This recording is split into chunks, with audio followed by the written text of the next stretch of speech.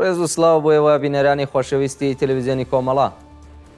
بە یارمەتی هاوڕێیانی هاوکار ماتوینەتەوە خزمەتتان بۆ پێشکەشکردنی گەشتە واڵەکانی سەر لە بەیانی ئەمڕۆی شەممە. سەرەتا سەردێڕی چەند هەواڵ. نەورۆزی سەرکەوتن لە مەلەکشایی ئیلام. بەڕێوەچوونی مەراسمی نەورۆز لە شارەکانی سەقز و ساحب. بەڕێوەچوونی ڕێوڕەسمی نەورۆز لە شاری شنۆ. ڕێزگرتن لە یادی گیانبەختکردوانی کیمیابارانی هەڵەبجە لە پاوە و سەقز. کۆبوونەوەی دادخوازانی کوردستان و ئێران لەسەر مەزاری گیانبەختکردوانی شۆڕشی ژینە. بانکێشتی سێ هاوڵاتی لە شارەکانی سنا بۆ کان و شنۆ. و درێژەی مانگرتنی کادری دەرمان لە 8 پارێزگای ئێران.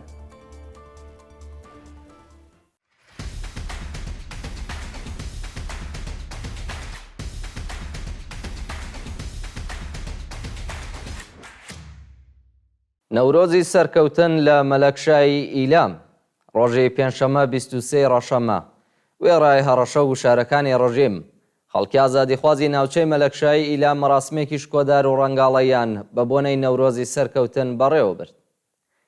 بە پێی وێنانەی بەدەستمان گەیشتووە ژنان و پیاوانی مەلەکشایی با لەبەرکردنی جلوبەرگی ڕەنگا و ڕەنگی کوردی ئاگری نەورۆزی سەرکەوتنیان هەڵگیرساندووە و بە دەوریدا سەما و خۆشی دەکەن. پێشتر ئیمام جومعی ئیلام و فەرماندەی سوپا هەڕەشیان لە چالاکانی مەدەنی و خەڵک کردبوو، بەڵام بەهۆی گوشارەکانی کۆمەلگا ناچار بە پاشەکشە بوون و هەزاران کەس بەشداریان لە ڕێوڕەسمی نەورۆزدا کرد. بەڕێوەچوونی مەراسمی نەورۆز لە شارەکانی سەقز و ساحب. بە پێی هەواڵی گەیشتوو ڕۆژی هەینی 24 ڕەشەمەی 1403 هەتاوی هەزاران کەس لە شاری ساحب، چیای جاقلی سەقز و گوندی جۆنیان لە ناوچەی تیلەکۆ بەجلی ڕەنگا و ڕەنگ بەشداری مەراسمی نەورۆز بوون. بە وتەی سەرچاوەکانی هەواڵ سەرەڕای بانکێشتی چالاکانی مەدەنی شارستانی سەقز، خەڵکی و شارە و گوندەکانی دەوروبەری بە شێوەیەکی بەرین بەشداری ڕێوڕەسمی نەورۆز لە شاری ساحب، گوندی جۆنیانی سەر بە ناوچەی تیلەکۆ و چیای جاقل بوون. کچان و کوڕانی ئازادی خواز و بەرابەری تەڵەب بە بەدەستەوەگرتنی گوڵی سوور و مەشخەڵ ئاگری نەورۆزی سەرکەوتنیان داگیرساندووە و دروشمەکانی ژن ژیان ئازادی و کوردستان گۆڕستانی فاشیستانیان بەرز کردوێتەوە. مەراسمی نەورۆز لە ناوچەی دەرەدرێژی کرماشان. ڕۆژی هەینی 24 ڕەشەممە ژنان و پیاوانی ئازادی خوازی ناوچەی دەرەدرێژی کرماشان ئاگری نەورۆزیان داگیرساند و بە دەوریدا هەڵپەڕیان. بە پێو دیمەنانەی بەدەستمان گەیشتووە سەرەتا مامورانی ڕژیم چەکی قورس و ئۆتۆمبیلی سەربازی لە ناوچەکەدا جێگیر دەکەن تاکو ڕێگە لە بەڕێوەچوونی مەراسمی نەورۆز بگرن، بەڵام خەڵک لە هەڵسوکەوتی هێزەکانی ڕژیم ناڕەزایەتیان دەربڕیوە و سەرکوتگەرانی ڕژیم ناچار بە پاشەکشە بوون. بەشداری هەزاران ژن و پیا و بەجلی کوردی ڕەنگا و ڕەنگ دیمەنێکی جوانی بە مەراسمەکە بەخشیوە و خەڵکی ئازادی خواست بە دەوری ئاگری سەرکەوتندا شایی و خۆشیان دەربڕی. بەڕێوەچوونی ڕێوڕەسمی نەورۆز لە شاری شنۆ. ڕۆژی هەینی خەڵکی شۆڕژگێڕەی شاری شنۆ وێڕای هێرشی سەرکوتگەرانی ڕژیم مەراسمی نەورۆزیان بە شێوەیەکی شکۆدار بەڕێوە برد. بە پێی زانیاریەکان هێزەکانی حکوومەت بە چەکی دۆشکا و ئۆتۆمبیلی سەربازیەوە هەوڵی تێکدانی کۆبوونەوەی خەڵکیان لە شوێنی بەڕێوەچوونی مەراسمی نەورۆز داوە، بەڵام لەلایەن خەڵکەوە بەرپەرچدراونەتەوە و سەرکوتگەران چەک کراون. پاشەڵاتنی مامورانی ڕژیم ژنان و پیاوانی شاری شنۆ ئاگری نەورۆزیان هەڵکردووە و بە دەوریدا سەما و خۆشیان بەڕێوە بردووە.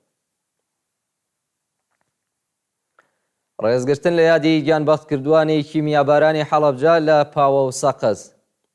خەڵکی شارەکانی پاوە و سەقز ڕۆژی پێنجشەممە 23 ڕەشەممە لە دوو مەراسمی جیاجیادا ڕێزیان لە یادی گیانبەختکردوانی کیمیابارانی هەڵەبجە گرت.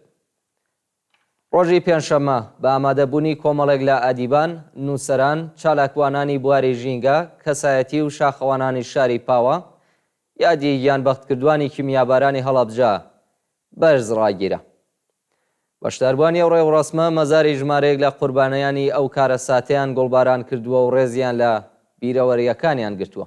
لەلایەکی دیکەوە ژمارەیەک لە ئەندامانی ئەنجومەنی ژیانی سەوزی سەقز، نوێنەرانی ڕێکخراومەدەنیەکان، چالاکوانانی بواری ژینگە و کۆمەڵێک خەڵکی ناوچەی سەرچنار لە چالاکیەکدا بۆ ڕێزگرتن لە یادی گیانبەختکردوانی کیمیابارانی هەڵەبجە سەدان نەمامی بەڕ و گۆی ژیان چاندووە.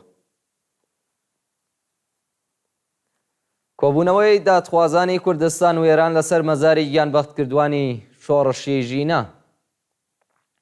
ڕۆژی پێنجشەمە و هەینی 23 و 24 ڕەشەممە بنەماڵە دادخوازەکانی کوردستان و ئێران هاوکات لەگەڵ دوایین پێنجشەمە و هەینی ساڵی 1403 هەتاوی لەسەر مەزاری گیانبەختکردوانی شۆڕشی ژینە کۆبوونەوە.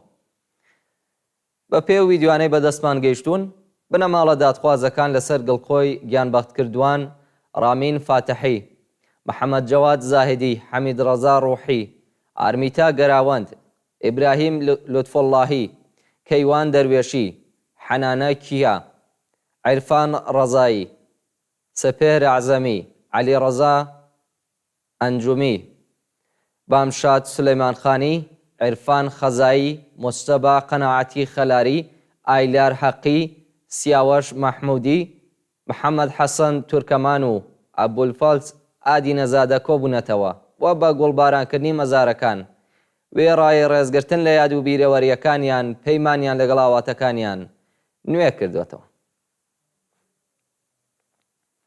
بەرزڕاگرتنی یادی مێهران ئەکرەمی لە تیکاب. ڕۆژی هەینی 24 ڕەشەممە بنەماڵە و چالاکانی مەدەنی شاری تیکاب لەسەر مەزاری مێهران ئەکرەمی گیانبەختکردووی شۆڕشی ژینە کۆبوونەوە و ڕێزیان لە بیرەوەریەکانی گرت. مێهران ئەکرەمی ڕۆژی 21 خەزەڵوەری ساڵی 1401 تاوی هاوکات لەگەڵ ناڕەزایەتیەکانی شۆڕشی ژینە لە شاری تیکاب دەست بەسەر و پاش 16 مانگە شکەنجە ڕۆژی 23 ڕەشەممە 1402 لە زیندانی سەقز گیانی بەخت کرد. تەرمیە شکەنجە دراوی مێهران ڕادەستی بنەماڵەکەی کرا و مەراسمی پرسە و سەرخۆشیەکەی بە بەشداری بەرینی خەڵکو و وتنەوەی دروشت دەشت بە کۆماری ئیسلامی لە گۆڕستانی شەریفاوای تیکاب بەڕێوەچوو.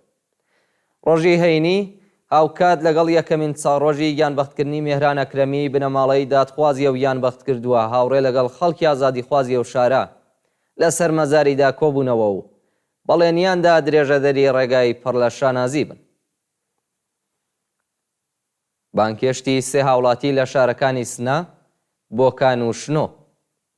ڕۆژی پێنجشەممە 23 ڕەشەممە 1403 هەتاوی سێ هاوڵاتی خەڵکی شارەکانی سنە، بۆکان و شنۆ بە ناوەکانی کاژێک محەممەد ڕەزایی، حەسەن کاکایی و کەریم مەلا عەلیزادە لەلایەن هێزەکانی حکوومەتەوە بانکێشت و لێپرسینەوەیان لێکراوە. کاژێک محەممەد ڕەزایی خزمی سۆما محەممەد ڕەزاییە کە چەند ڕۆژ لەمەوبەر بە بیانووی بەشداری لە مەراسمی ڕۆژی جیهانی ژن دەست بەسەر کرابوو. ناوبرا و ڕۆژی پێنجشەممە بانکێشتی ئیدارەی دڵاتی سنە کراوە و پاش لێپرسینەوە ئازاد کراوە. لە شاری شنۆ چالاکێکی مەدەنی بە ناوی کەریم مەلا عەلیزادە بە بیانووی بانگەواز بۆ ڕێوڕەسمی نەورۆز بانکێشت و لێپرسینەوەی لێکراوە.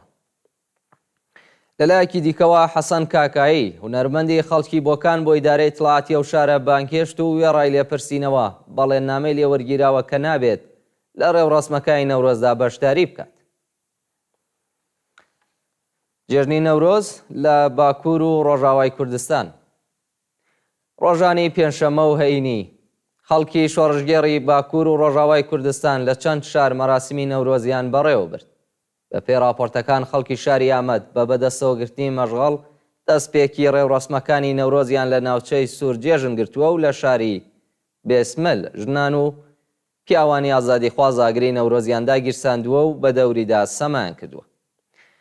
لەلایەکی دیکەوە لە ڕۆژاوای کوردستان دانیشتوانی شاری دێرک ئاگری نەورۆزیان هەڵکردووە و بە وتنەوەی دروشمەکانی بژی نەورۆز، بژی بەرخۆدانی ڕۆژاوا و بژی ئاشتی و ئارامی هاتنی نەورۆزیان لە کوردانی هەر چوار پارچەی کوردستان پیرۆزبایی کردووە. درێژەی مانگرتنی کادری دەرمان لە 8 پارێزگای ئێران. ڕۆژی هەینی 24 ڕەشەممە پزیشکان، پێرسۆنەلی ئۆرژانس، بێهوەرزان و پەرستەرانی چەندین نەخۆشخانە لە 8 پارێزگای ئێران بۆ چەندەهەمین ڕۆژی بەردەوام دژ بە دۆخی خراپی پیشەی و معیشەتی کۆبوونەوە. بە پێی زانیاریەکان کادری دەرمان لە پارێزگاکانی کرماشان، تەورێز، عەراق، سیستان و بەلوچستان، کرمان، لۆرەستان، گیلان و زەنجان بۆ چەندەمین ڕۆژی بەردەوام لە ناڕەزایەتی بەنەدانی داخوازیەکانیان دەستیان لە کار کێشاوەتەوە و مانیان گرتووە. کادری دەرمانی نەخۆشخانەکانی ئێران لە کۆبوونەوەکانیاندا خوازیاری پێدانی داخوازیە دواخراوەکان چوونە سەرەوەی تعرفەی کادری دەرمان، تەزمینی ئەمنیەتی پیشەیی، تیارکردنی بەشەکانی ئۆرژانس، کەمکردنەوەی نرخی دەرمان و خزمەتگوزاریە پزیشکیەکان، کەمکردنەوەی ساعەتی کار، دامەزراندنی هێزی کاری نوێ و پەرداختی کارانە، ئیزافەکاری، جێژنانە و پاداشی کۆتایی ساڵ بوو.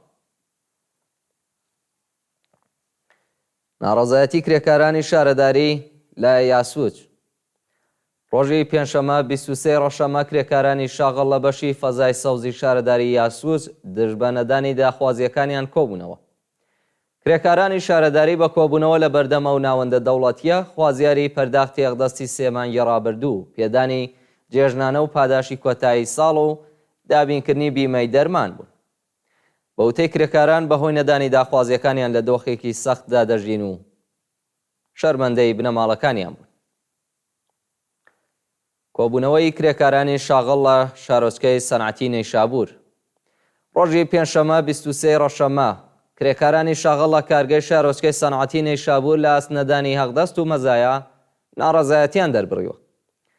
بە پێی زانیاریەکان چەندین کۆمپانیای چینی لە شارۆچکەی سەنعەتی نەیشابوور چالاکن و کارگەرانیان لە هەندێک لە مەزایە پیشەکانیان بێبەش کردووە.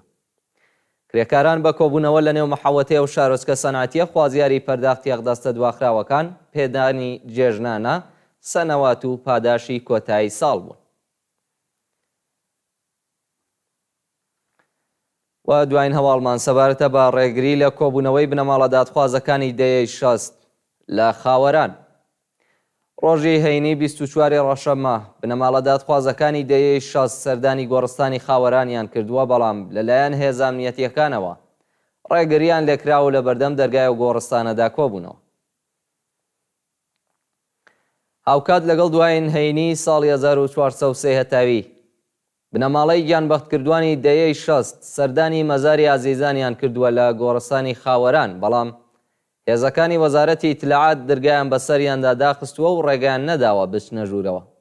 دادخوازان پاش هەڵسوکەوتی مامورانی ڕژیم وێنەی ئازیزانیان لە بەردەرگای گۆڕستاندا داناوە و بە دوای گۆڵبارانکردنی وێنەکان سرودی خوێنی ئەرخەوانەکانیان خوێندووە. بینەرانی خۆشەویست، گەشتی هەواڵەکانی ئەمڕۆتان پێشکەشکرا. کات و ساتێکی خۆش بۆ هەموو لایەن.